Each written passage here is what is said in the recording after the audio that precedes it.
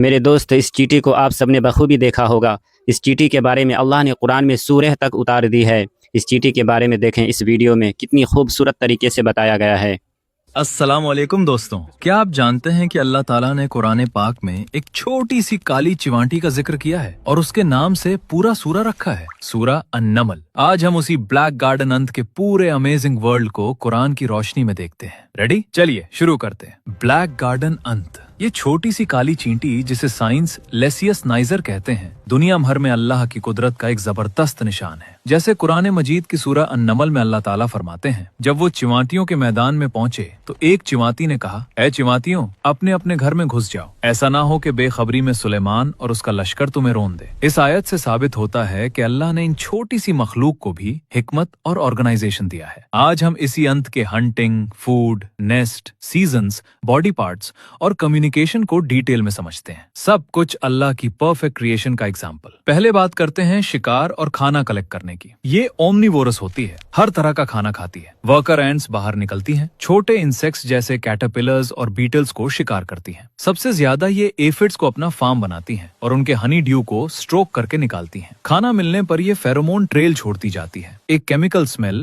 جو دوسری اینٹس فالو کرتی ہیں۔ یہ ٹیم ورک اللہ کی دی ہوئی سسٹم کا حصہ ہے جو ایک چھوٹی سی چیونٹی کو بھی اتنا آرگنائز بناتا ہے۔ اکثر رات کے وقت یہ سب سے ایکٹیو ہوتی ہیں۔ اب نیسٹ کے اندر کی دنیا۔ نیسٹ زمین کے نیچے 1 سے 2 میٹر تک ہوتا ہے۔ اس میں الگ الگ چیمبرز ہوتے ہیں، کوئین چیمبر، بروڈ چیمبرز جہاں ایگز، لاروے اور پیوپے رکھے جاتے ہیں، فوڈ سٹوریج اور سردی کے لیے ایفڈز کے اسپیشل رومز۔ سنگل کوئین ہوتی ہے اور 4000 سے 15000 ورکرز۔ اندر سب کچھ پرفیکٹلی آرگنائزڈ اور صاف رہتا ہے، بالکل جیسے سورہ النمل میں چیونٹی اپنے کالونی کو وارن کرتی ہے، یہیں بھی ہر انت اپنا فرض نبھاتی ہے۔ یہ سب اللہ کی حکمت کا نشان ہے۔ اس کے باڈی پارٹس کی بات کریں تو اس کا باڈی 3 حصے میں بنا ہوتا ہے، ہیڈ، تھوریکس اور ایبڈومن، 6 ٹانگیں، اینٹینے اور ایکسوسکیلیٹن کے ساتھ۔ آنکھیں؟ ہاں، اس کی آنکھیں ہوتی ہیں۔ ورکر اینٹس کے پاس 2 کمپاؤنڈ آئیز ہوتے ہیں جس میں 120 اسمال لینسز ہوتے ہیں۔ یہ شارپ نہیں ہوتی لیکن آبجیکٹس پہچاننے اور نیویگیٹ کرنے میں مدد کرتی ہیں۔ ونگز صرف کوئینز اور میلز کے پاس ہوتے ہیں اور وہ بھی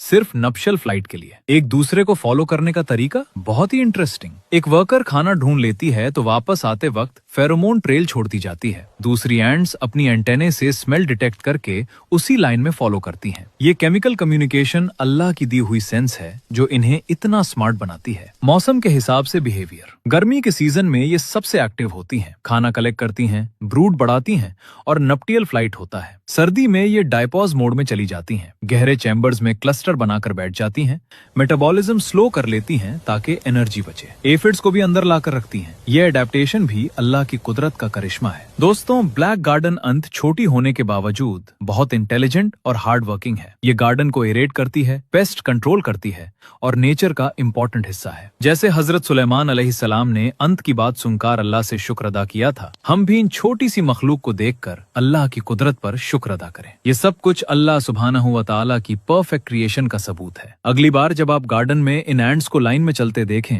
تو یاد رکھیں یہ بھی ایک آیت اللہ ہے۔ جزاک اللہ خیر فار واچنگ۔ اگر آپ کو یہ ویڈیو پسند آیا تو لائک، شیئر اور سبسکرائب کرنا نہ بھولیے۔ اللہ ہم سب کو حکمت عطا فرمائے، آمین۔